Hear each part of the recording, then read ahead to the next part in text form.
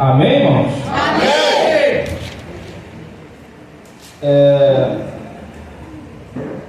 Abra nossa Bíblia comigo no capítulo 10, versículo 2 do Evangelho de Jesus segundo escreveu Mateus.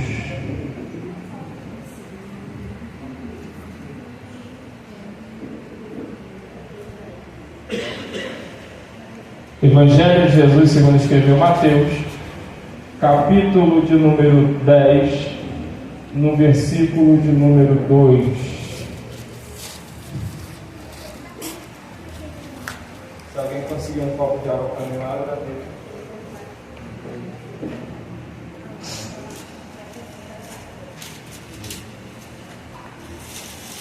Evangelho de Jesus segundo escreveu Mateus, capítulo de número 10, versículo 2.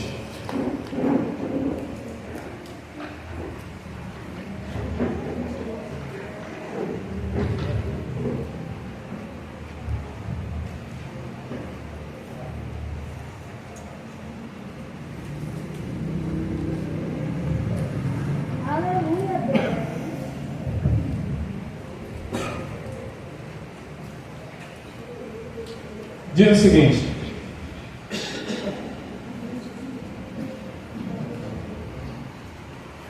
e são estes os nomes dos 12 apóstolos.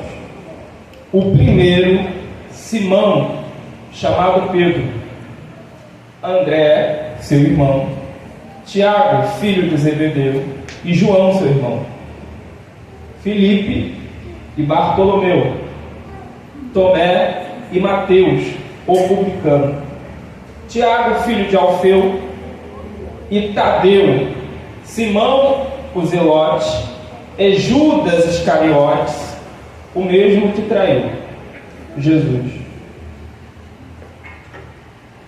Hoje nós vamos começar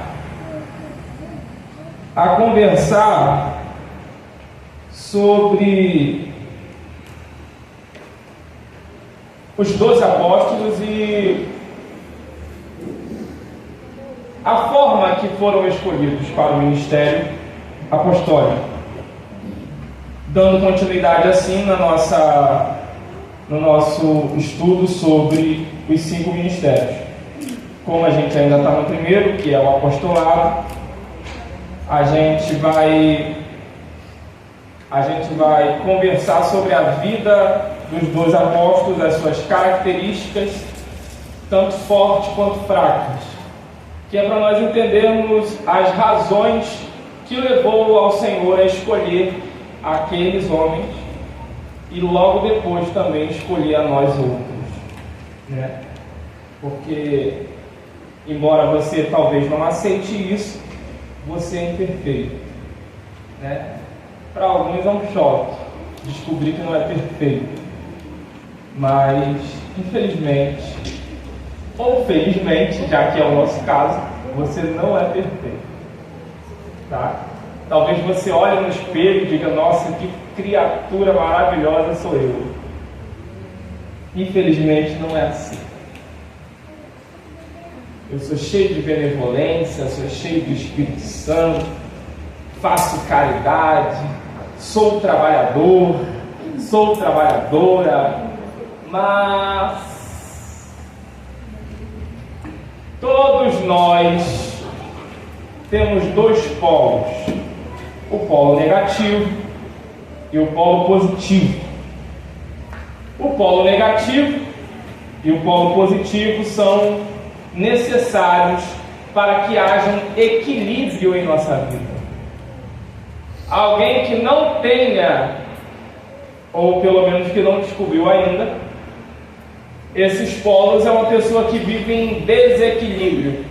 Por isso ela tem dificuldade de se encaixar quando se conversa sobre o exercício ministerial, porque ela é desequilibrada nas questões pessoais, no que se discerne a si próprio. Você vai encontrar gente que acha que não precisa aprender nada mais, já sabe de tudo. Pelo menos ela acha que sabe de tudo. Se você perguntar para ela ou então questioná-la de alguma coisa, ela vai dizer: não, mas comigo isso aí não acontece, então eu não preciso ouvir. Comigo isso aí, já passei por isso, já dou aula. Ela nunca tem nada para aprender. Se você conhece alguém assim, fique quieto, não sua aí, a gente não veio aqui para julgar ninguém. Ela nunca tem nada para aprender, ela só tem para ensinar. Incrível, né? Como é que pode? Sempre tem uma palavra de ensino. Para aprender ela nunca tem. Ela nunca tem nem disponibilidade, nem tempo e nem espaço na sua mente tão sábia para aprender alguma coisa. Então, hoje a gente vai começar com o primeiro, que é o líder, né, que encabeçou a liderança do Evangelho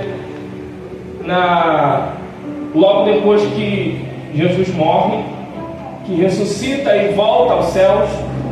Ele encabeça essa maratona que era pregar o Evangelho, que era fazer parte dessa missão tão árdua, não é? E a gente sempre tem esse questionamento: quem era esse homem? Quem era Pedro? A gente fala muito de Pedro, a gente ouviu aqui o nosso pastor falar hoje alguma coisa sobre Pedro, né? Eu não vou expulsar Pedro. Pedro é aquele cara que sempre incomoda alguém, não é? Pedro é o cara que sempre incomoda quando está perto. Só que eu quero dizer para você que esse homem, que é capaz de uma declaração tão grande como aquela que está escrita no livro de Marcos, não é? Que diz assim: tu és o Cristo, o Filho do Deus Altíssimo.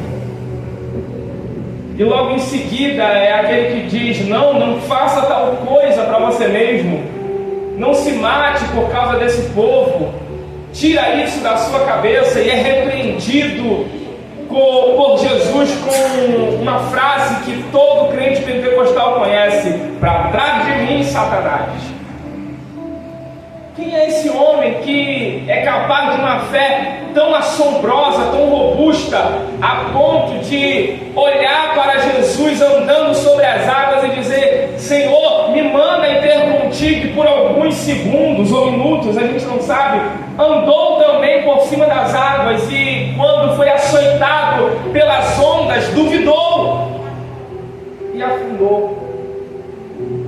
Quem é esse homem que é capaz de fazer a mais alta declaração de fé, dizendo: eu morro contigo, eu morro contigo, se vierem te prender, eles vão me prender também, porque eu não saio de perto de você, para a horas depois negá-lo covardemente?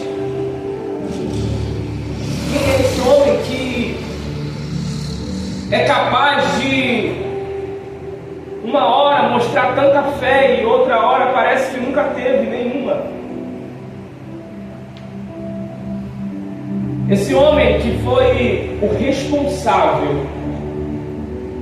E a partir de hoje você vai começar a ler a Bíblia com outros olhos. E eu quero te dizer que você só está aqui por causa de Deus. E eu vou bem mais profundo. Você é Pedro. O coração dele bate aí dentro do peito. A mente dele é a tua mente. E a gente vai descobrir algumas características de Pedro que são muito peculiares a nós. São praticamente, se você ler a história de Pedro, você vai dizer: meu Deus, escreveram a minha história antes de eu nascer. Porque é assim que está escrito. A Bíblia diz que Deus já escreveu você no livro dele antes mesmo que você fosse formado no ventre da tua mãe.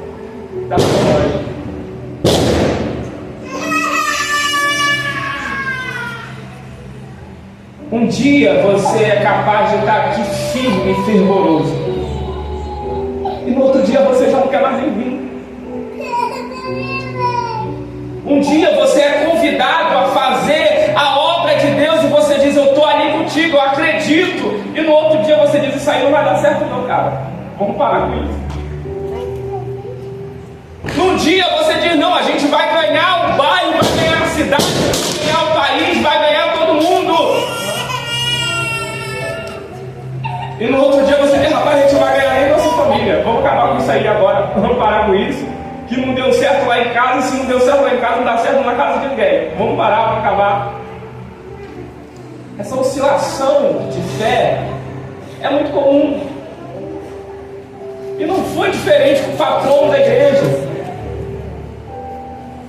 Pedro era um pescador, como todo mundo sabe, como a gente encontra lá no livro de Lucas, Evangelho de Lucas, capítulo 5.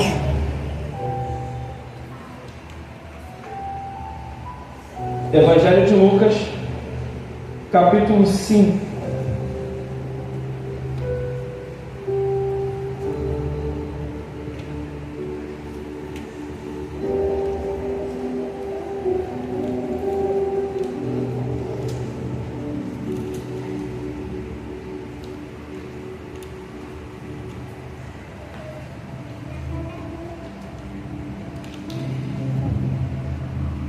Diz assim: e aconteceu que num determinado dia, Jesus estava próximo ao lago de Genezaré, e uma multidão o espremia de todos os lados para ouvir a palavra de Deus. Ele observou junto à beira do lago 2 barcos, deixados ali pelos pescadores, que havendo desembarcado, cuidavam de lavar as suas redes. Entrou num dos barcos, o que pertencia a Simão, e lhe solicitou que afastasse um pouco da praia, e assentou-se no barco e ensinava o povo. Pedro era pescador, natural de uma cidade chamada Betsaida, uma cidade que era uma colônia, um lugar de pescadores. Ele cresceu, e provavelmente seu pai também era pescador. Simão, seu pai, era pescador, como seu irmão André, como diz a Bíblia, que também se tornou depois discípulo de Jesus, também era pescador.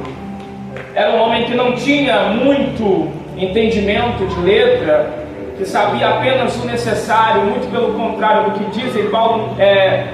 dizem sobre Paulo e Pedro. Pedro não era iletrado. Pedro só aprendeu o necessário, né? Igual alguns de nós que só fomos até o 7º ano, 5º ano, 2º ano, né? Analfabeto é alguém que não sabe ler, não sabe escrever, nunca entrou na escola, entendeu? Pedro não era analfabeto. Pedro era alguém que só conhecia o necessário de conhecimento mesmo. E tinha aquela mente de um cara do interior, fechada, e era isso. Ele não era, e era muito melhor do que alguns de nós, que ele falava até grego, né? Porque como ele era pescador e ele convivia nesse ramo de venda de peixe, pelo convívio com pessoas de outras terras, a história diz que Pedro também falava grego, pela necessidade de ter que vender os peixes que ele pegava, né? Pelo comércio. Então Pedro também falava grego. O nome de Pedro era Simão, ou do hebraico Simeão. Vocês têm que anotar o que eu estou dizendo, tá, gente?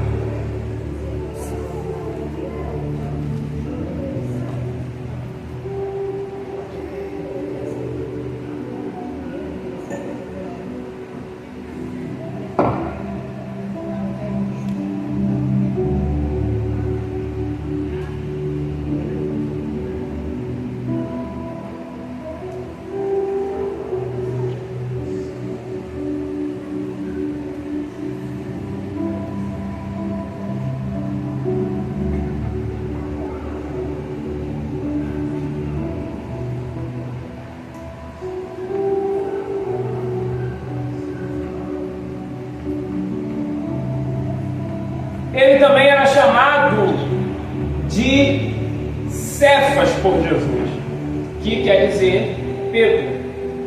Cefas é fragmento de pedra ou pedra pequena, né? Cefas no aramaico é Cefar.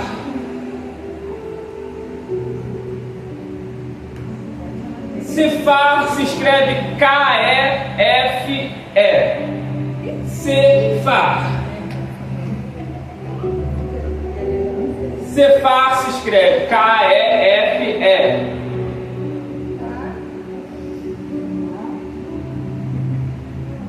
Que também tem o mesmo significado, rocha ou pedra. Ele era constantemente chamado por Jesus desse nome. Daí por isso que o nome dele ficou Pedro, porque mais tarde no grego esse nome vai ser chamado Petros, ou fragmento de pedra.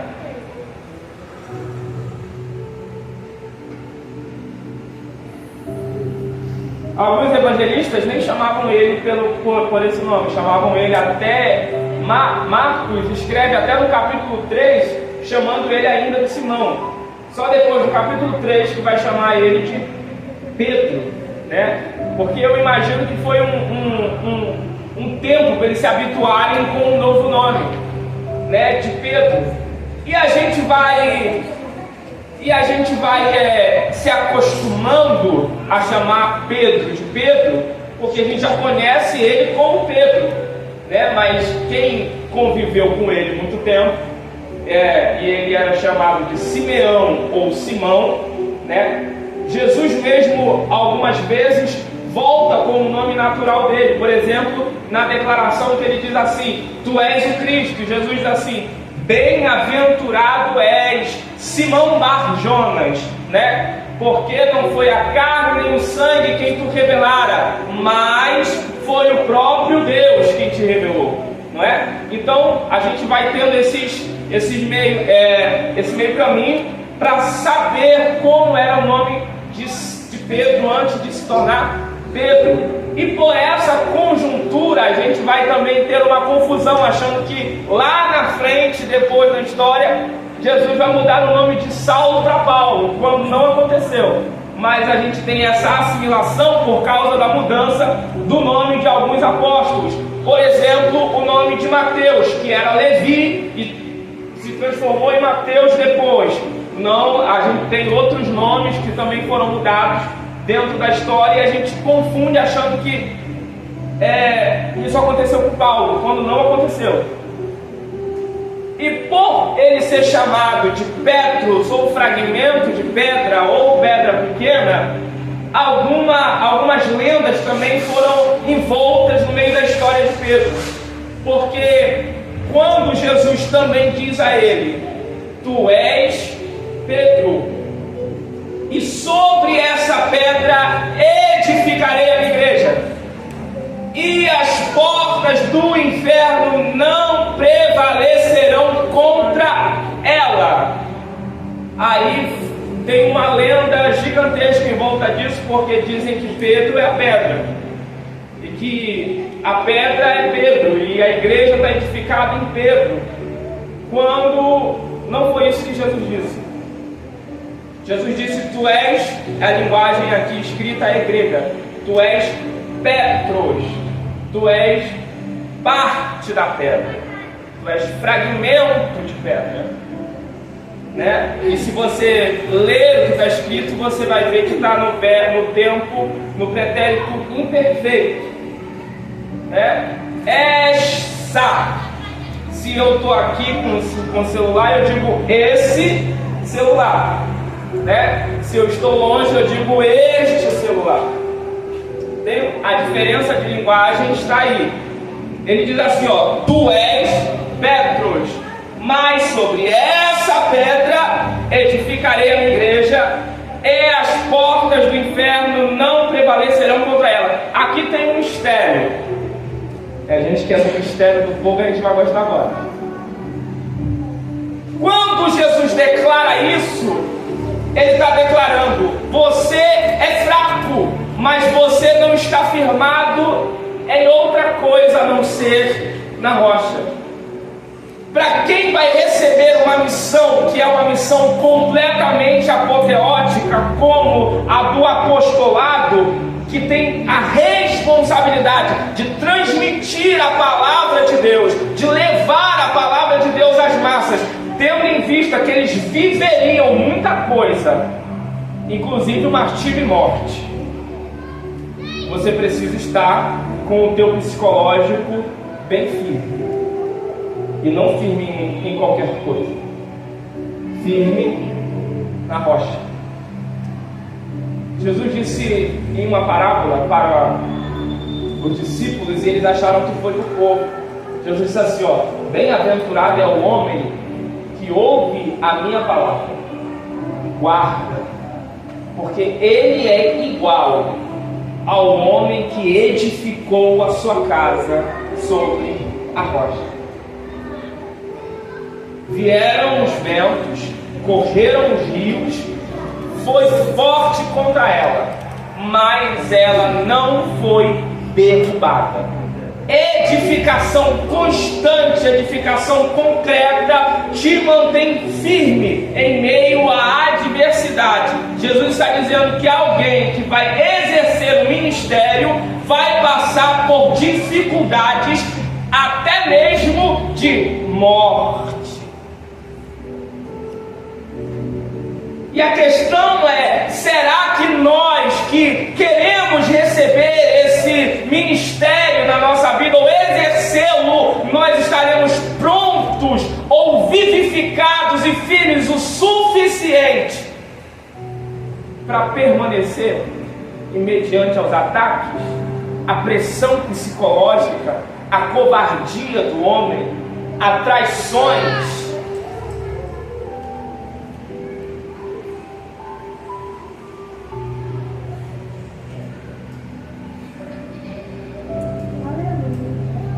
A única forma de nós ainda permanecermos é sabermos em quem estamos firmados.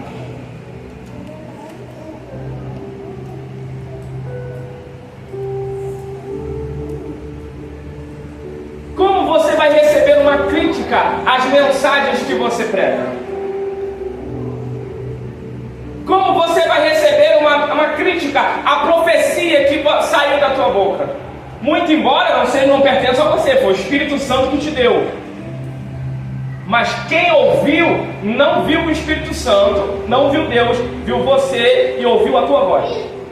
Vai dizer: o que você me disse, eu não aceito, não recebo, não é de Deus. Vai agir como?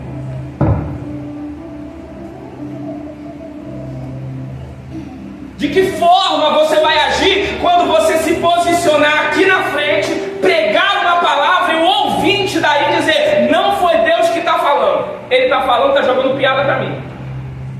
Como você vai receber isso? Sem que os teus pés estejam firmados na rocha. Jesus está dizendo para Pedro: Pedro, você é uma extensão de mim. Oh glória!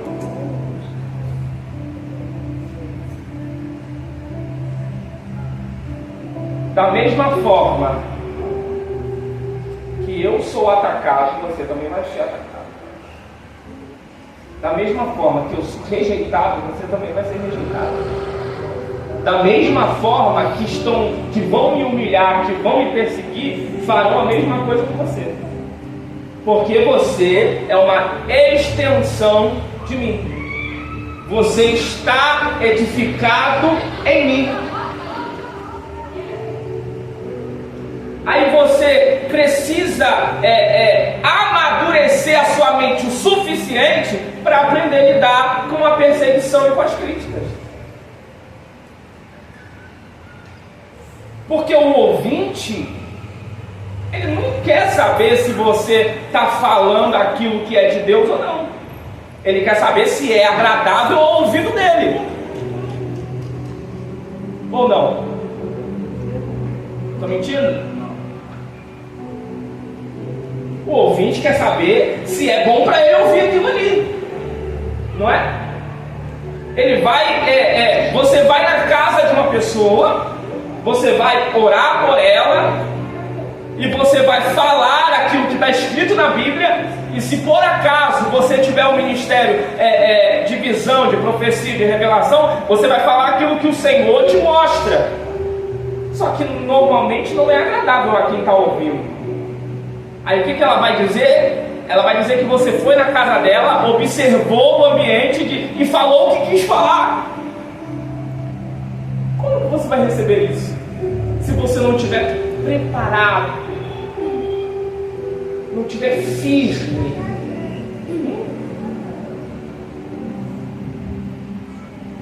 Você está consciente de que hoje em dia as pessoas não usam mais pedras e nem cadeia para se opor às pregações do Evangelho, mas elas usam as redes sociais e as pressões psicológicas. Como você vai receber isso?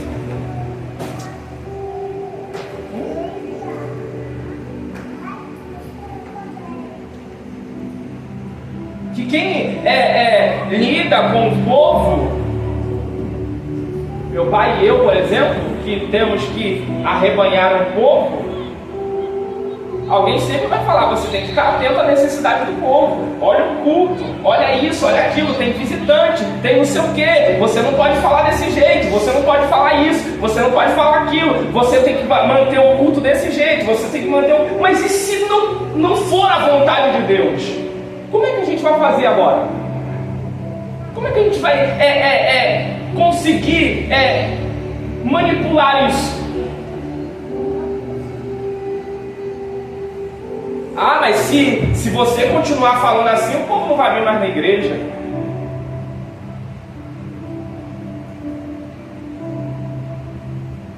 Isso aconteceu com Jesus. Por que não vai acontecer com a gente? Ou você já esqueceu do que está escrito lá em João 6? Quando o povo estava indo embora, o próprio apóstolo chegou para Jesus e disse: Senhor, tem que melhorar isso aí. Que é isso? Olha o povo indo embora.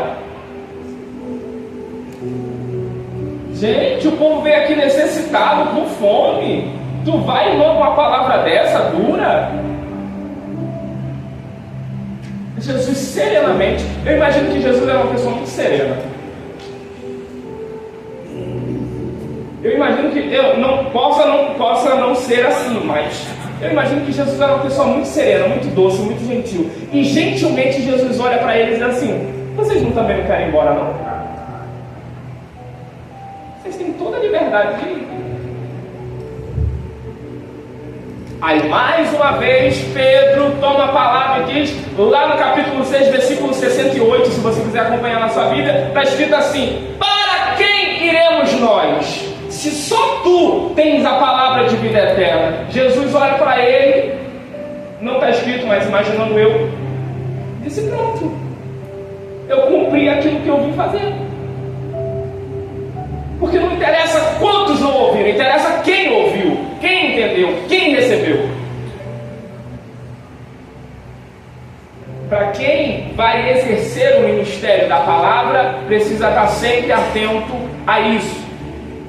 Os ouvintes nem sempre vão querer ouvir aquilo que você tem a dizer, deixando claro que se aquilo que você for dizer vem da parte de Deus ou não, se está escrito na palavra ou não. Tá? Porque a gente vê muito isso de pessoas que manipulam o que vão dizer para poder agradar o ouvido dos ouvintes, não é? Só que, graças a Deus, eu acredito que nós não funcionamos assim. Graças a Deus, aqui tem ministros que falam aquilo que diz a Bíblia e que entregam aquilo que Deus manda entregar. Só que você precisa lidar com as pessoas que não querem ouvir. E é fato. E o recado de Jesus para Pedro é: Pedro, você é uma extensão de quem eu sou. Então você também vai receber críticas, vai receber oposições e não vai gostar do que vai ouvir.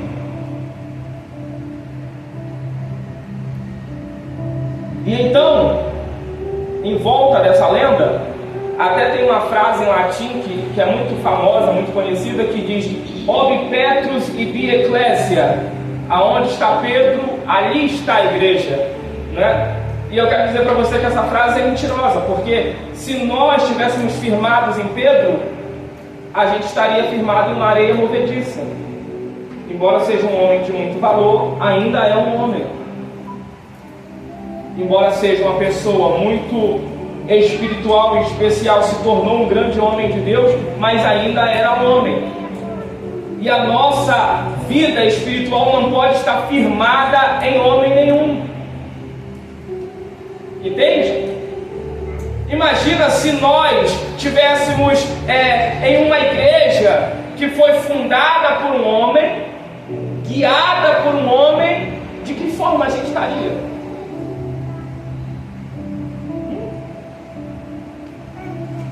Que a gente que é homem, a gente quer hoje, amanhã a gente não quer mais.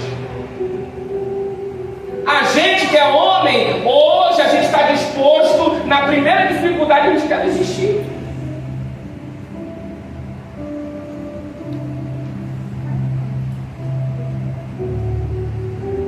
Mas tem uma qualidade, algumas qualidades nesse homem. Lembra que eu falei de dois polos, o polo positivo e o polo negativo? Qual era o polo positivo de Pedro? Era valente, era astuto, era sincero, não havia nenhuma dúvida no que ele falava, porque ele só falava a verdade. Era reto e era extremamente fiel a Jesus. Tudo o que você ouve de Pedro e lê nas Escrituras é verdade. É quem ele é. É quem ele é. Só que o polo negativo de Pedro é que ele era impulsivo. Ele não pensava antes de falar.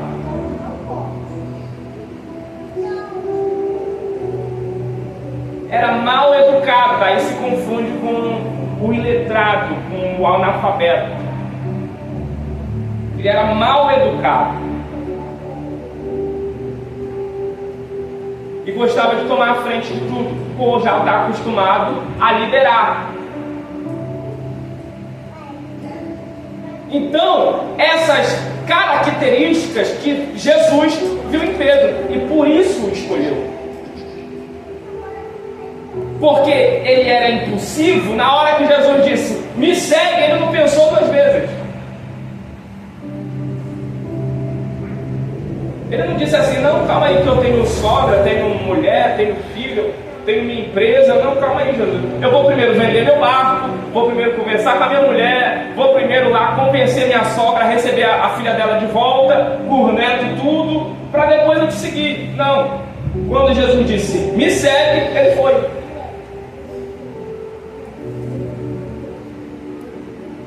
Então a primeira coisa que Jesus procura em alguém para fazê-lo levar a palavra é que ele não pergunte muito. Gente que pergunta muito é porque não quer saber de nada.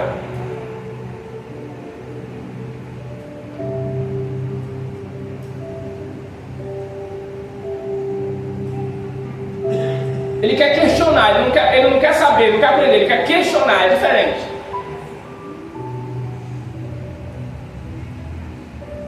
Ah, Tiago, você está dizendo que a gente então tem que, para exercer o ministério, a gente tem que ser cego? Não, você tem que ver muito. E normalmente ter a mesma visão de quem está te liderando. Porque se você não tiver a mesma visão de quem está te liderando, você sempre vai ser uma pedra no caminho. E eu quero dizer para você que talvez a obra não cresça por tua causa.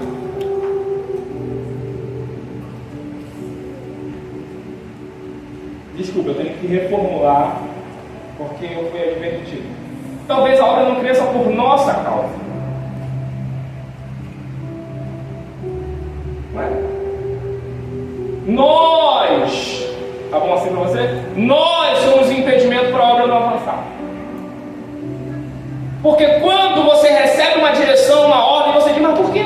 Não, mas eu tenho que fazer isso. Não, mas eu tenho que fazer. Não, mas a gente não tem dinheiro para isso. Não, mas a gente não tem dinheiro para aquilo. Não, mas se fizer isso aí, o fulano não vai gostar. Não, mas se fizer isso aqui, o fulano vai achar ruim. Não, se fizer isso aqui, o fulano não vai mais na igreja. Não, mas se fizer isso aqui, o fulano não vai mais no culto. Não, se fizer isso aqui, o fulano não dizima mais, não oferta mais. Meu irmão, ou você tem a mesma visão, tem a mesma coragem de quem está te guiando, ou então você sai.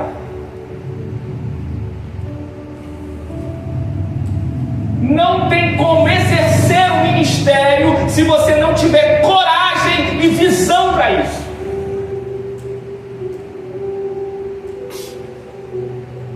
Ou tu acha que se cresce do nada?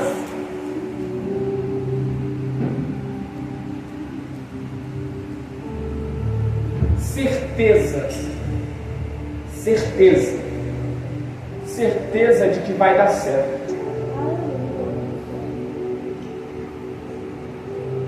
Pedro tinha uma confiança.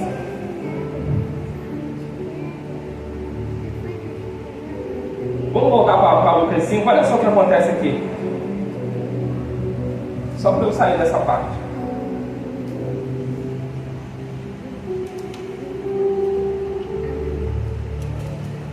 Aqui é versículo 8, Lucas 5, versículo 8. Depois dele ter visto lá a multiplicação de peixe, ele diz assim, aqui nessa versão é a versão do Rei Tiago, do King James. Então talvez seja uma outra versão da tua Bíblia. Mas qualquer coisa, você ali no telão tem estava na NVI, né? Então, mas talvez seja aqui um pouco mais. 5:8, isso. Diz assim, ó: diante de tamanho evento, Simão se prostrou-se aos pés de Jesus e declarou: Senhor, se afasta de mim, pois eu sou um homem pecador. Imagina com quantos demônios, vamos falar assim, no mundo espiritual, o apóstolo Pedro teve que lutar para fazer essa declaração naquela hora. Para você pode parecer um evento natural, uma coisa natural, mas somente quem tem visão de Deus reconhece quem está na sua frente.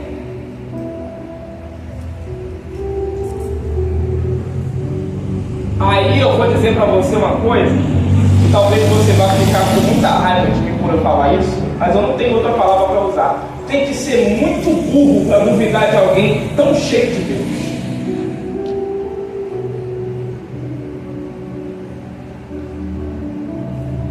Ele disse: Senhor, por favor, vá embora de mim, não fique perto de mim. Você é um homem santo, eu sou um homem pecador. Só uma pessoa de coragem reconhece seus erros. Primeiro ponto: para alguém ser escolhido por Deus, ele precisa olhar para ele mesmo e ver os seus próprios defeitos. Ninguém precisa apontá-los.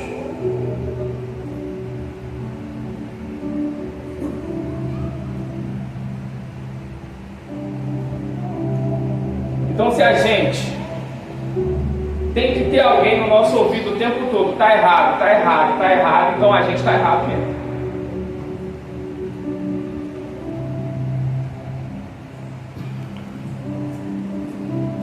George Moody, uma vez andando na rua com o seu servo, lá nos Estados Unidos, seu servo olhou para ele e disse assim: ah lá, aquele cara lá morto de bêbado, podendo estar em casa com a família, um domingo desse, um sol desse tão lindo, podendo estar na praia com os filhos, ele está ali, ó, caído, bêbado. George Moody olhou para ele e disse assim: ali também estaria eu, se não fosse a graça de Deus. Só um homem cheio do Espírito Santo declara seus defeitos diante de Deus. E eu vou repetir o que eu falei no ensino sobre o Espírito Santo, que só alguém que está tão cheio do Espírito Santo é capaz de declarar pecado. E quem ora para perdão de pecado não é quem mais peca, é quem mais perto de Deus está. Foi isso que o apóstolo Pedro fez. Ele disse: Senhor, vai embora de mim, eu sou pecador. Eu sou pecador, eu sou falho, eu sou errante, eu não mereço estar na tua presença. Olha que declaração linda.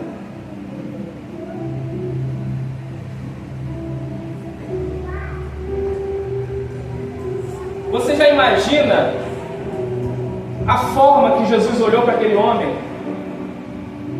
E eu quero dizer uma coisa para você, à luz da Bíblia, que foi nesse ponto aqui, foi aqui, exatamente aqui, que Jesus viu Pedro como um líder. Porque um líder soberbo é um líder que leva o povo à ruína. Se você é líder na sua área, a primeira característica que você tem que demonstrar é humildade e simplicidade. Se você acha que está certo o tempo todo, não serve para liderar.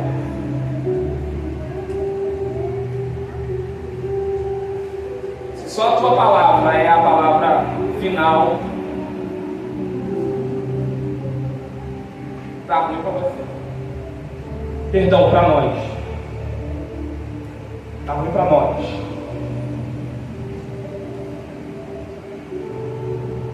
Nós precisamos ter um encontro tão genuíno com Cristo, a ponto de dizer para Ele: Senhor, eu não mereço tamanha fortuna que o Senhor me entrega, que é o fato de sermos discípulos dele.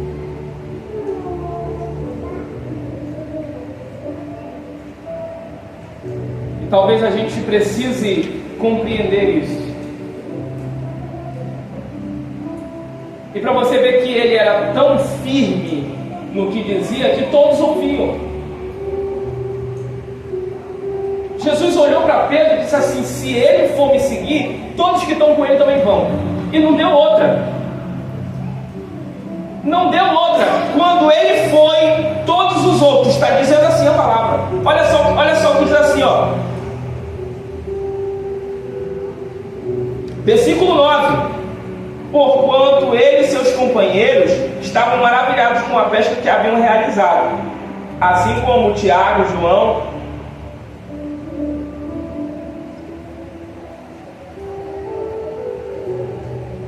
Aí Jesus olha para eles, todos, inclusive para Pedro, e ele diz para Pedro assim, ó: a partir deste momento, versículo 10, parte final, tu serás pescadores de vidas humanas.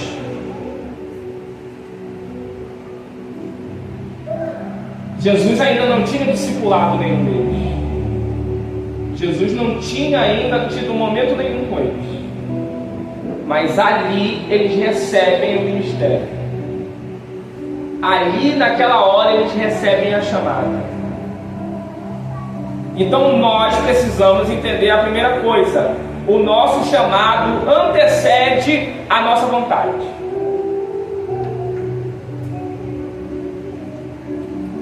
Vou repetir de novo: o nosso chamado antecede a nossa vontade. Não é porque nós temos vontade, é porque fomos chamados. Aleluia, Senhor. Entende? É por isso que você tem que fazer sem vontade.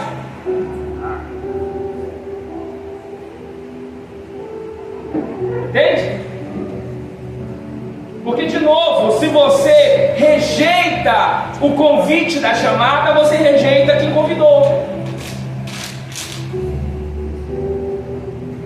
Então, quando você diz ou declara que não serve para tal coisa, você está declarando que Deus não tem poder para fazer isso na tua vida. Então você rejeita a tua chamada e rejeita quem te chamou. Ou tu acha que você vai para o inferno só se não aceitar Jesus? Ou tu já esqueceu de quando ele disse assim, ó: todos aqueles que me negarem na terra, também negarei eles diante do Pai.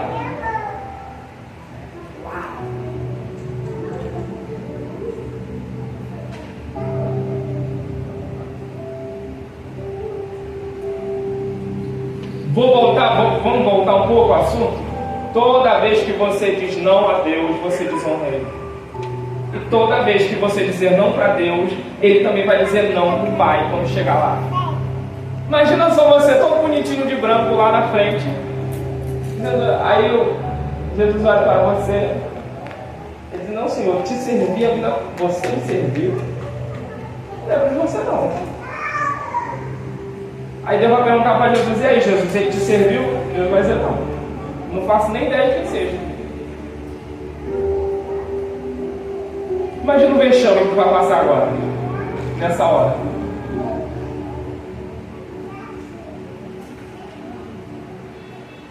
Tu passou, e olha só que coisa, você passou a vida toda frequentando a igreja. Tu passou anos da tua vida sentada aí no banco, ouvindo.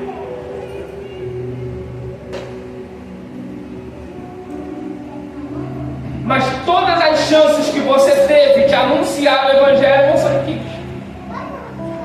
Todas as chances que você teve de pregar a palavra você não quis. Porque você disse que não estava pronto, que não sabia, que era indigno, que não estava preparado. É a palavra que a gente mais escuta, né? Eu não estou preparado.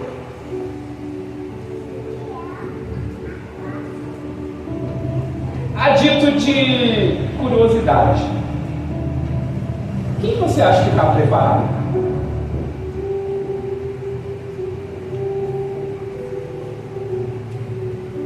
Quem que você acha que está pronto para anunciar, para pregar, para falar, para anunciar, para guiar as outras vidas?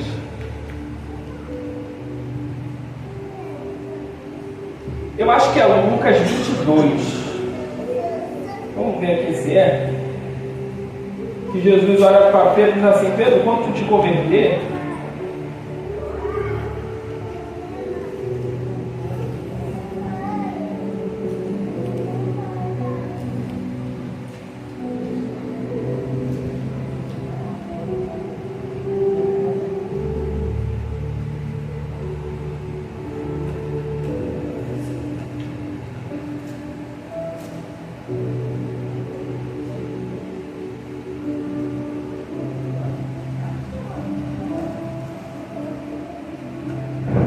acho que é o versículo 22 também.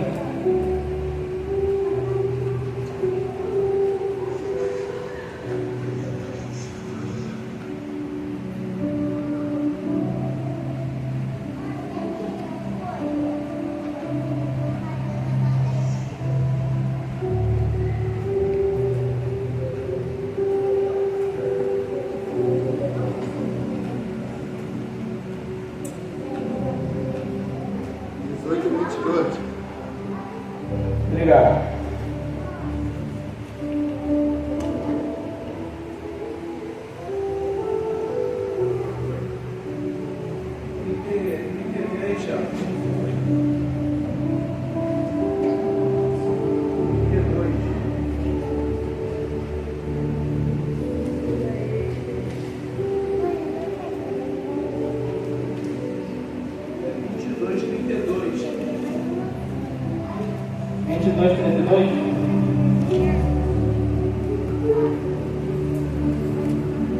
Ajuda aí, gente. Minha cabeça tá... Isso. Obrigado, Marquinhos. Olha só o que diz.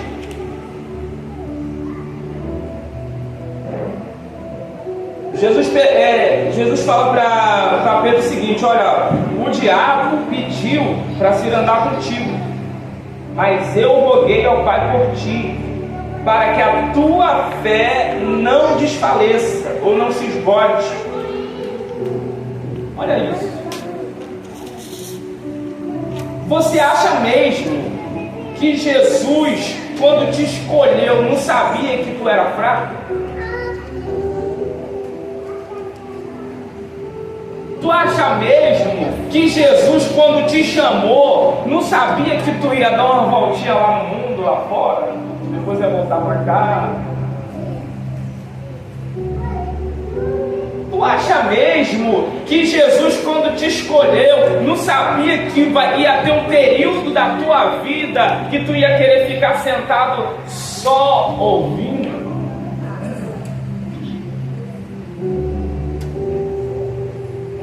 Tu acha mesmo que Jesus, quando te chamou, não sabia que qualquer coisa que viesse do mundo espiritual, qualquer ataque, poderia fazer você perder a tua fé?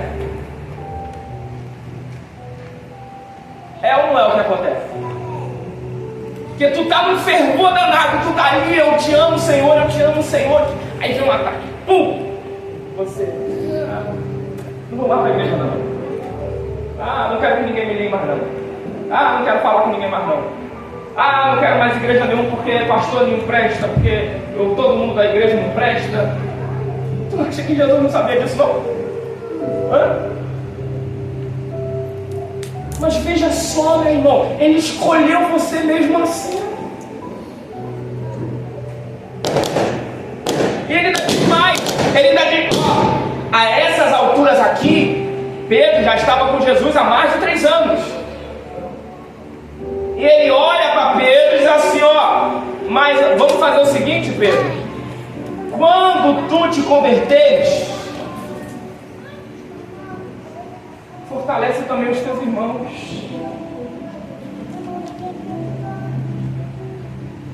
Na hora que você realmente se posicionar na fé, ajuda também quem está aí fraco igual você está. É isso que Jesus está falando aí. Os outros também são fracos igual a você.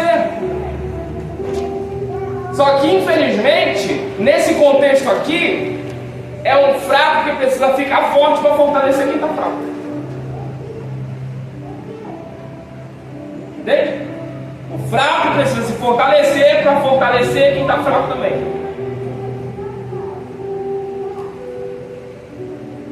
E aqui Jesus já mostra para Pedro um fardo um pouco pesado. Porque só quem lidera sabe o fardo que é liderar.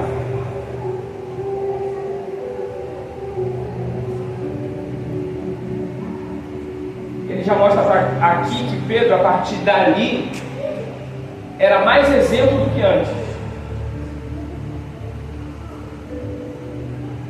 Ele diz assim, olha, da mesma forma que você olha para mim e me segue, os outros também fazem a mesma coisa contigo. Então quando você se converter, quando você se firmar, ajuda eles também. Eles também precisam ficar firmes.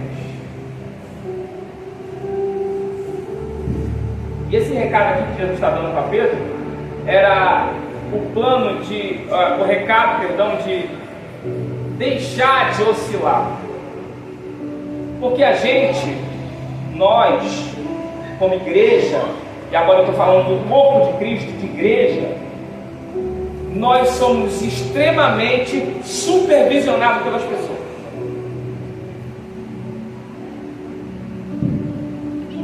Ou você nunca ouviu de um amigo ímpio teu, mas tu não é crente, por que tu está fazendo isso? Mas crente não pode falar assim. Mas crente não pode andar assim. Crente não pode falar, ficar assim. Mas tu é crente mesmo? Porque parece que eles sabem como é ser crente, mas eles também não são.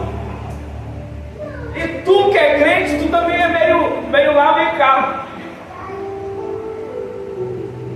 Não é? Então todo mundo que olha para você tem uma teoria de como você deve ser. Todo mundo que olha para a liderança, olha e diz assim: a liderança tem que agir desse jeito. Todo mundo que olha para um crente diz: não, o crente tem que andar desse jeito. Eu ando desse jeito porque eu não sou crente. Mas se eu fosse crente, eu andaria assim. Entende? Aí o recado de Jesus para Pedro: Pedro, você está sendo observado. E todo mundo sabe que tu não está firme. Mas como Jesus conhece o coração do homem, ele diz assim: quando você se firmar, não julgue ninguém não. Não julga ninguém não. Não critica ninguém não. Não abre mão de ninguém não. Porque quando for na tua hora, não abre mão de você. Entendeu? Não abre mão de ninguém não. Abraça todo mundo e ajuda eles a firmar também. Porque sabe, nós temos esse problema. A gente aceita Jesus, a gente se converte, a gente vira crente, a gente vem para a igreja, a gente cultua, mas a gente tem um problema tão comum que é tão comum que chega a ser exaustivo. O problema é de julgar as outras pessoas. É tão comum que é exaustivo isso.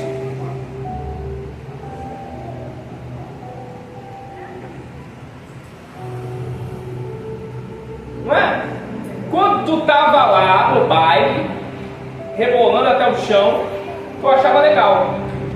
Agora que tu vê outra pessoa fazendo, tu acha ridículo. Mas você não tem nem coragem de ir lá dar um abraço, pregar a palavra, como ninguém fez com você. Quando tu te converter, ajuda outra pessoa a se converter. Quando tu tiver coragem de se converter, ajuda alguém a se converter também.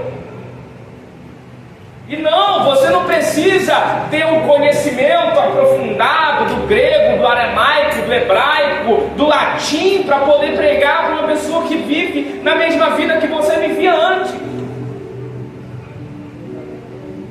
Você está sendo observado, testemunhe com vida.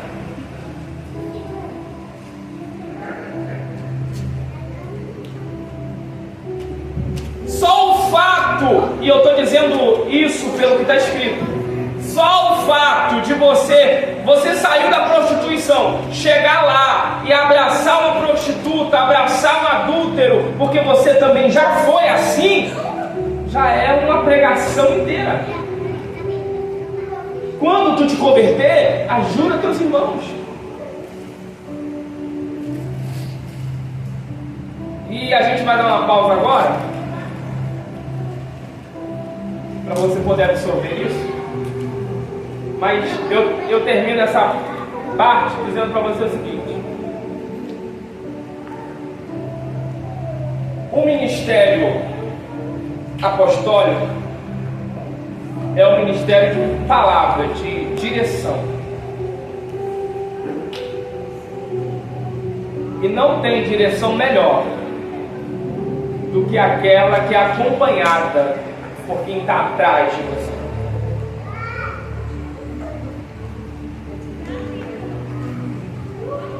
Se você não entendeu, joguei no pé.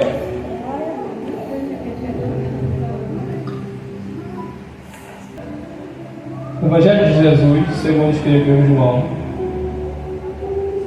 capítulo 21.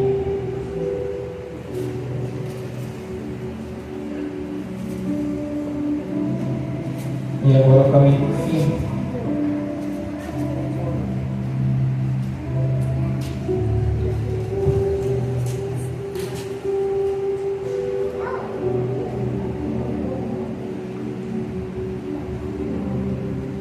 Algum tempo depois, Jesus apareceu de novo aos seus discípulos, à margem do mar de Tiberíades. Simão, Pedro, Tomé, chamado de Dídimo, Natanael, que era de Caná da Galiléia, os filhos de Zebedeu, o mar e mais 2 dos discípulos estavam juntos. Simão Pedro disse-lhes: vou pescar. E eles o encorajaram: nós vamos contigo também. Saíram e logo entraram no barco, mas naquela noite nada pegaram. Entretanto, ao clarear da manhã estava Jesus na praia, mas os discípulos não perceberam que era ele. E Jesus lhe perguntou: moços, em algumas Bíblias está filhos, tendes aí alguma coisa para comer? E eles lhe responderam: não. Então Jesus orientou-os: lançai a rede ao lado direito do barco e encontrareis. Assim eles fizeram e logo conseguiram recolher a rede, por causa da abundância. E logo não conseguiram recolher a rede por causa da abundância de peixes. Diante disso, o discípulo a quem Jesus amava disse a Pedro: é o Senhor. Assim que Simão Pedro ouviu que era o Senhor, vestiu sua túnica, pois a havia tirado, e lançou-se ao mar. Mas os outros discípulos vieram no pequeno barco, arrastando a rede com os peixes, pois não estavam longe da praia, senão uns 200 côvados, pouco mais de 100 metros. Então, assim que saltaram em terra, viram ali uma fogueira, peixe sobre brasas e um pouco de pão. E Jesus lhe pediu: trazei alguns dos peixes que acabaste de pegar. Simão Pedro entrou no barco e arrastou a rede para a terra. Ela estava cheia, com 153 grandes peixes. E mesmo com tantos peixes, a rede não se rompeu. Então Jesus os convidou: vinde, tomai o vosso de jejum. E nenhum dos discípulos tinha coragem de indagar-lhe: quem és tu? Pois sabiam que era o Senhor. Jesus aproximou-se, pegou o pão e deu a eles, tomou o peixe e fez o mesmo. E essa foi a terceira vez que Jesus apareceu aos seus discípulos, depois de haver ressuscitado dos mortos.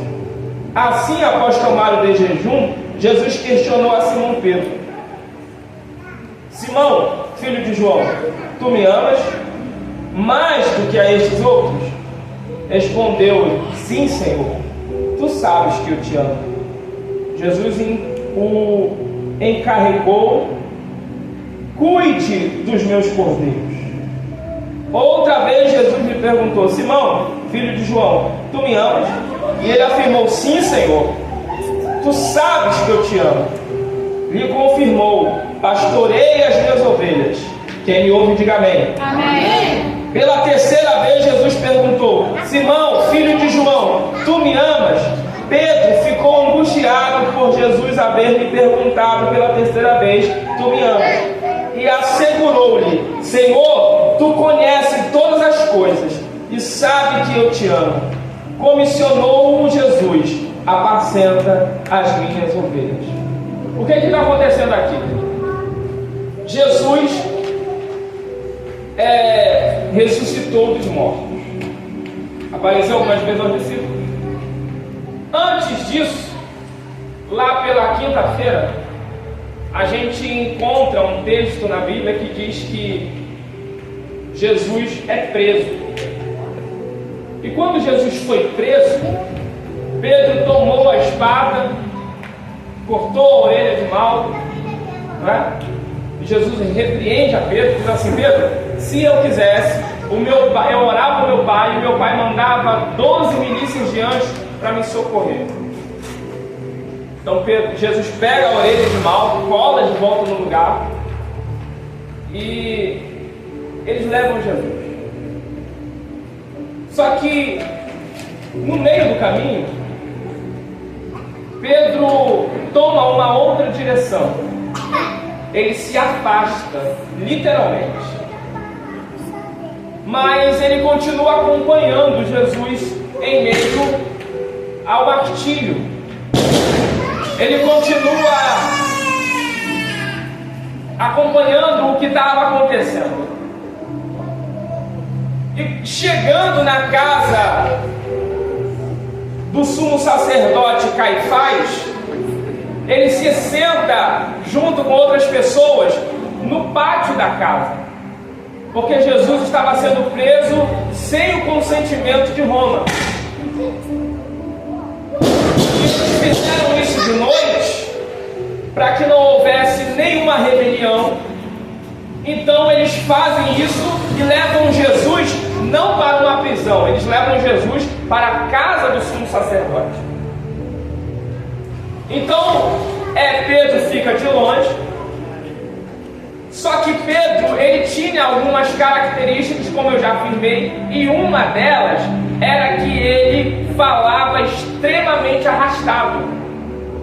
Ele era nortista, né? Ele era galileu, então ele falava muito arrastado. O sotaque dele era muito pesado, como todos os outros, não é? Como o carioca puxa o S, como o paulista puxa o R, por aí vai. Cada região tem uma característica na fala, e logo que você ouve a conversa da pessoa, você sabe que ela não pertence àquele estado, não é? Então, Pedro era nortista, era do norte. Então ele era ele falava extremamente arrastado. Só que tinha outras coisas que diferenciavam ele do povo que estava ali. Uma das coisas era o modo de se vestir, porque ele se vestia igual a Jesus. Então as pessoas começam a olhar para ele e dizer assim: ó, você é discípulo dele. E ele diz: não, eu não. Ele, com raiva porque não podia defender Jesus, irritado, então impulsivo, já dizia: não conheço. Aí a outra pessoa pergunta: não, mas você está se vestindo igual a ele. Aí o outro cara chega para ele e diz assim: você parece com Jesus. Você andou com ele? Ele: não, eu não. Aí a pessoa diz: não, mas você é igual a ele.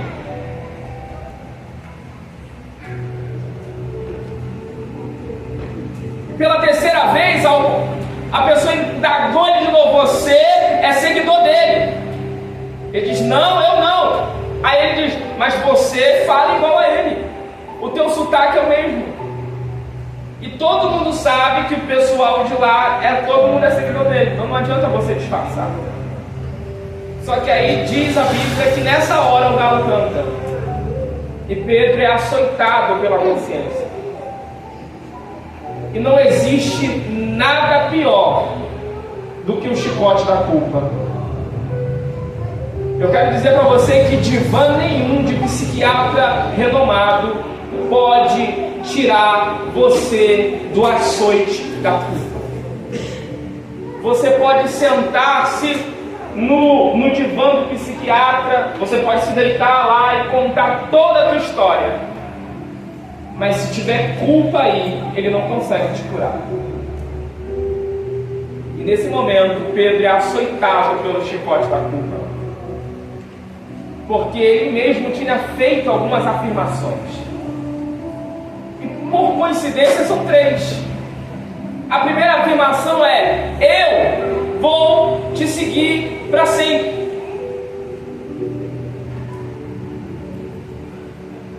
A segunda afirmação é: eu morro contigo.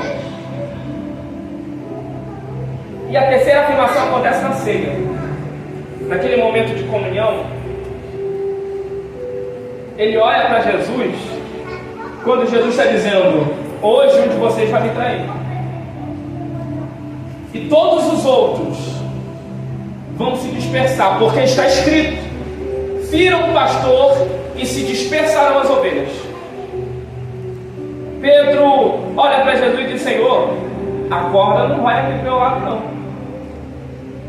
Eu acho que tu tá certo mesmo, essa galera aí, ó, todo mundo vai te negar, mas eu estou contigo daqui até o fim. 3 afirmações que você vai encontrar na Bíblia. E agora, Jesus preso, você vai encontrar ele negando 3 vezes. Porque Jesus disse: ainda hoje, antes que o galo cante, 3 vezes tu me negarás. Então ele lembra de tudo que ele afirmou e não cumpriu. E ele vê tudo isso acontecendo de longe. Jesus aparece para os discípulos em Jerusalém. De Jerusalém para Galiléia era pouco mais de 1.803 quilômetros. E você tinha que atravessar o deserto de Nazaré. O deserto de Nazaré é um deserto que a menor pedra tinha pouco mais de 35 centímetros de diâmetro. E elas eram pontudas. Imagina atravessar esse deserto a pé. Pedro percorre o caminho de Jerusalém até Cafarnaum a pé. Jesus ressuscita. E quando Jesus ressuscita, ele vai ter com os discípulos que estavam ali ainda em Jerusalém. Diz assim, ó: mande chamar os discípulos e também a Pedro. Por que Jesus separa Pedro aqui dos outros apóstolos? Porque Pedro, ele desviou. Ele decidiu não ser mais discípulo. Ele decidiu acabar por ele mesmo. E então, quando Jesus chama todo mundo, que Pedro recebe a recado, ele faz esse trajeto de novo, de volta. E era pouco mais de 5 dias ali, andando e pensando: quando ele me vê, com certeza ele vai acabar com a minha vida, vai arrebentar com a minha autoestima. Não é?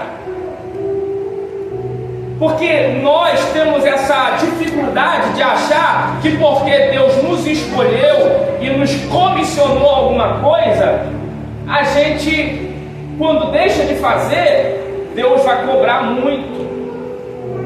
E eu quero dizer para você que a primeira coisa que Deus faz com alguém que desiste é reanimá-lo.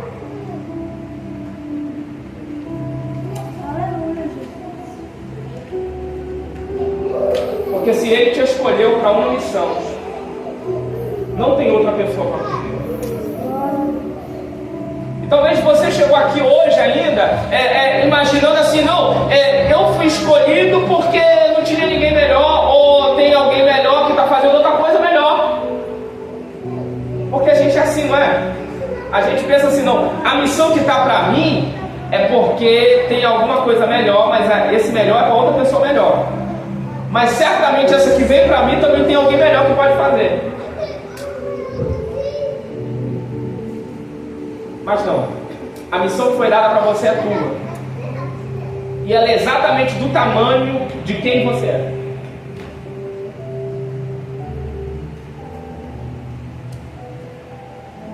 A missão que você tem é tua, e ela é exatamente do tamanho que você é. Lembra do que está escrito no livro de Jeremias? Ele disse para Jeremias o quê? Jeremias, não digas que você é pequeno, porque antes que você fosse formado no ventre, te escolhi. E antes que você nascesse, te ungi. E as nações te dei por profeta. Deus dizendo para Jeremias: Jeremias, o teu chamado antecede o teu nascimento. Eu volto a repetir de novo: o teu chamado não é escolha tua, é escolha dele. Ele escolheu você, preparou você para o chamado. Entende? Então o teu chamado é exatamente do tamanho que você é. Por isso que você precisa descobri-lo o mais rápido possível. Porque talvez tenha a gente tem um outro problema muito grande no nosso meio. Porque a gente quer exercer, quem aceita o chamado pelo menos, quer exercê-lo sem preparo, e não dá. Eu acho que o pastor está abafando o meu ministério, eu acho que o pastor está me privando de fazer alguma coisa e eu tenho um chamado para isso, dá para saber, eu gosto de fazer. Não. Ninguém exerce nada sem preparação. E eu te revelo isso agora. Por que isso acontece? Porque precisavam ser aparadas algumas arestas. Que arestas eram essas? A da confirmação de que estava bom já. Não é? Tá bom já. A gente tem outro problema no nosso meio. O jeito que eu faço já tá bom porque é o que eu sei fazer. Eu quero dizer para você que você sabe fazer, mas não tá bom não. Tem que melhorar.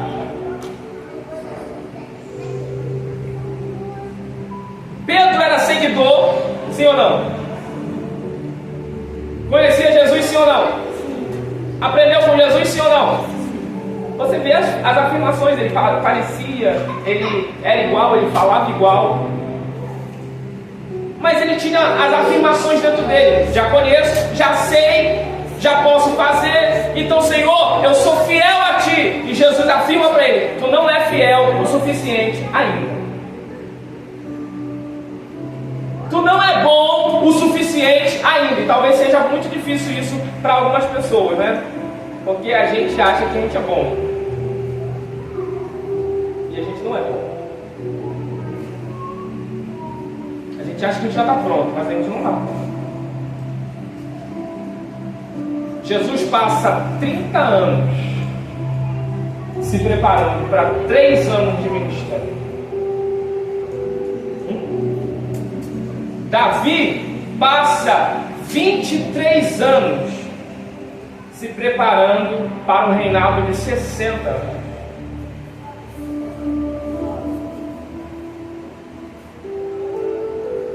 Sem preparo, não tem como assumir nada. Entende?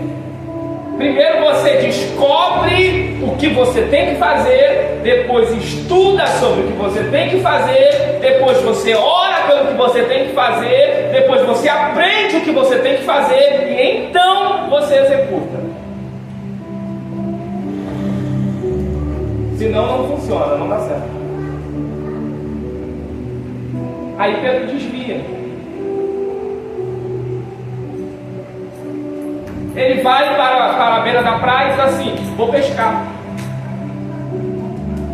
Líder nato. A galera junto com ele diz assim: vamos também.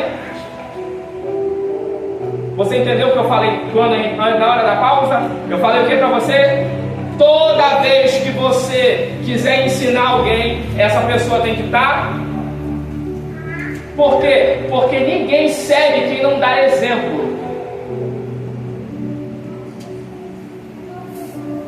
Todo mundo que dá exemplo, quando diz vou, sempre tem 2, 4, 5 com ele dizendo vou também. Porque se ele vai, com certeza é sucesso. É perigoso isso. É perigoso isso. Então a tua mente precisa ser tratada para você saber exatamente qual caminho você trilha. Porque com certeza não são só os teus pés que vão errar.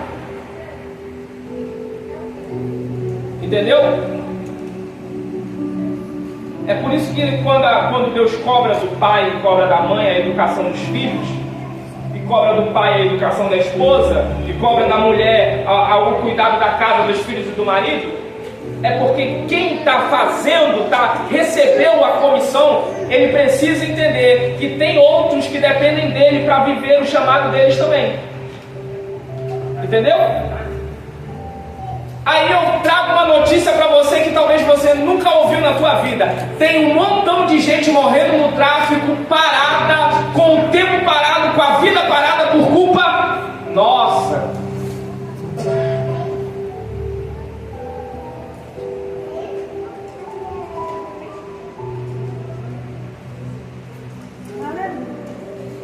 Era para ter falado isso no intervalo, porque você agora já estaria absorvido, mas infelizmente é o final. O vizinho teu encapetado, ele está encapetado ainda, porque você não se posicionou ainda.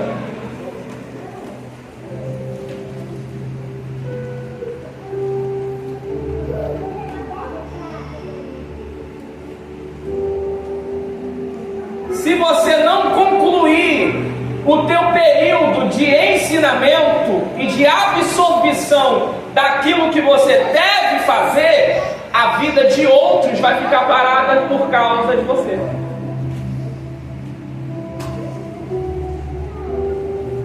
É bíblico, Tiago? É, a gente acabou de ler. Ele parou e disse, vou pescar. Todo mundo que já estava decidido a seguir Jesus disse, então a gente vai pescar também. A ordem é clara. Um líder para, os seus seguidores também param. Foi Jesus que disse, se ferir o pastor, se dispersam as ovelhas. A ordem natural da vida é que haja um líder e os liderados. É natural. Como assim, Thiago? É natural? É natural. Isso acontece com casamento, homem e mulher, marido, esposa e os liderados. Só que o líder tem um líder acima dele. Então, se o líder acima não ouve a voz do líder que está lá em cima, quem está embaixo também não ouve a voz do líder que está aqui.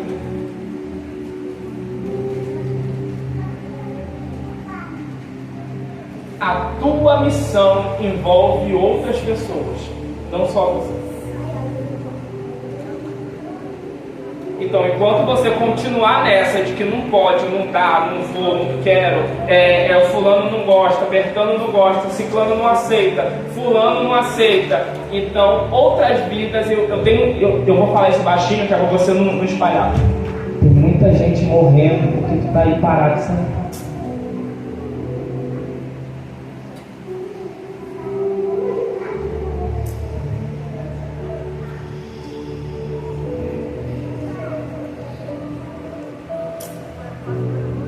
Tem muita gente que ainda não ouviu a palavra de Deus que nós precisamos pregar, e agora eu estou falando de mim, do pastor, porque a gente tem que estar aqui preso ensinando vocês que não querem aprender.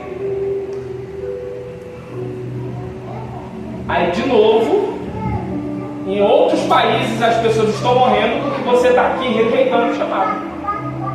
Questionando por quê, isso, por que aquilo, por que um negócio, por que a mosca entrou dentro da igreja, questionando coisas supérfluas, coisas que dá para resolver, ao invés de dizer, Senhor, qual é a minha posição no teu reino?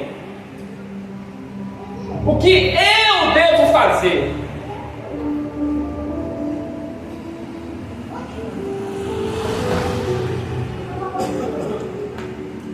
E aí Jesus vai voltar para eles e vai dizer assim, filhinhos!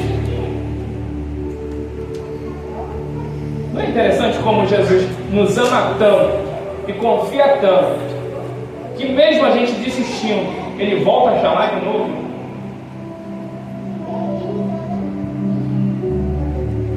Eu já desisti tantas vezes que eu até perdi a conta.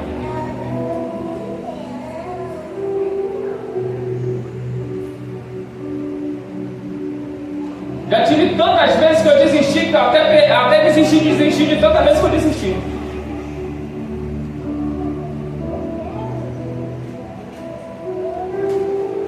Mas todas as vezes que eu desisto, Ele não desiste.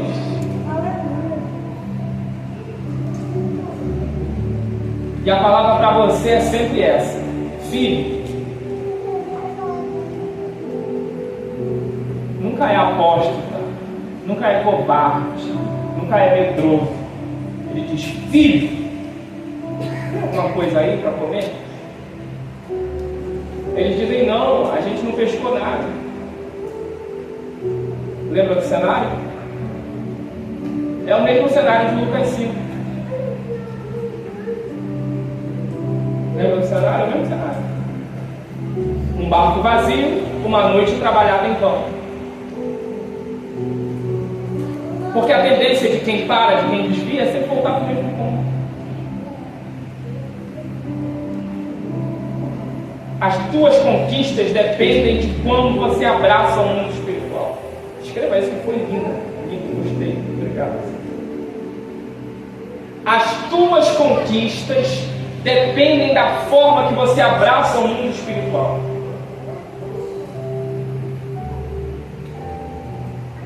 Enquanto você rejeitar o mundo espiritual, você sempre vai voltar para o mesmo lugar.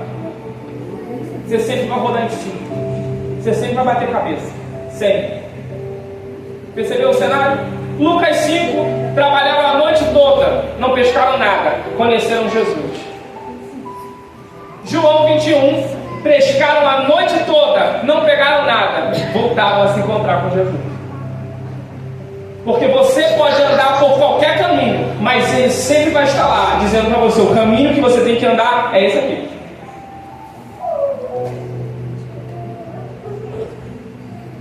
João disse, depois que Jesus manda jogar a rede em outro lugar, que eles pegam os peixes, João diz assim para Pedro, Pedro, é Jesus. Pedro não titubia, veste a roupa, se joga no mar e vai ao encontro de Jesus. Jesus espera ele se alimentar, se revigorar. Entendeu o preparo? Entendeu o preparo? A alimentação é a preparação. Escreve isso aí de novo.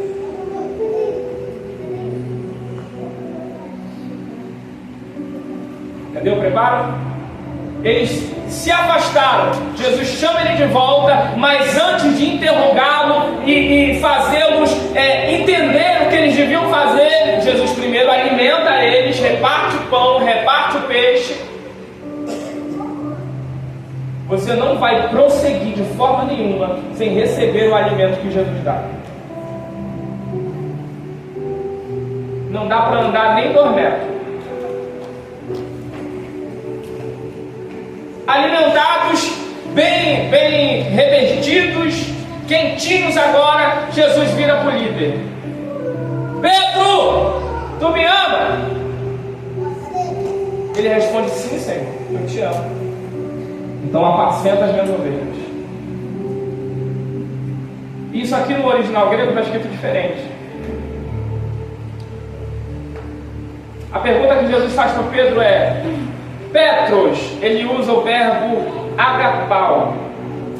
Ele diz assim: Petros, agapas-me. Só que Pedro não responde o que está escrito aqui. Ele responde no verbo filéu. Ele diz assim: fileis, ou filose.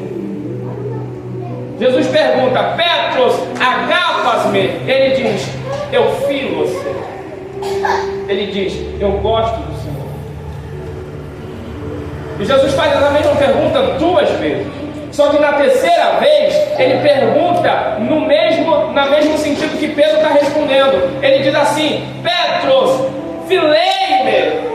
Aí Pedro se entristece, porque ele percebeu que Jesus queria uma afirmativa. E então ele diz: Senhor, tu conheces todas as coisas. Tu sabe que eu gosto do Senhor.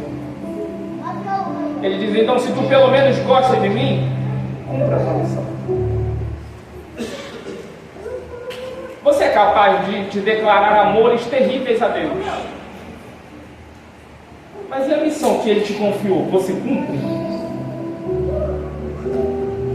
Tu cumpre a missão que Ele te confiou?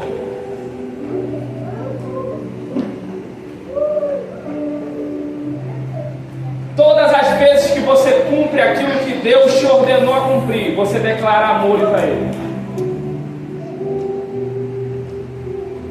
Fique de pé que a gente vai encerrar agora.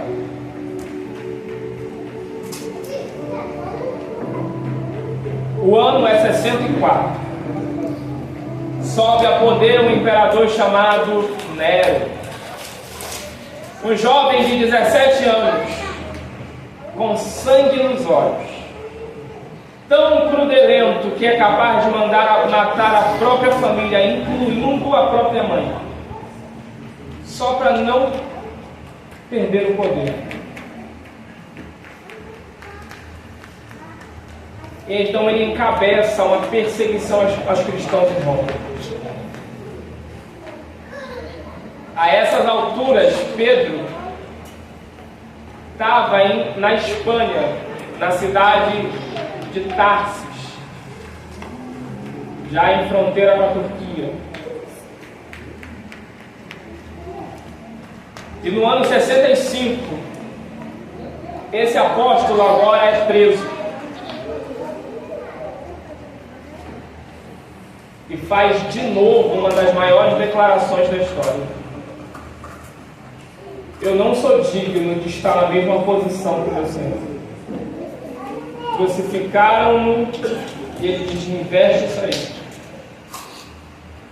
Então eles invertem a cruz e ele fica crucificado de cabeça para baixo.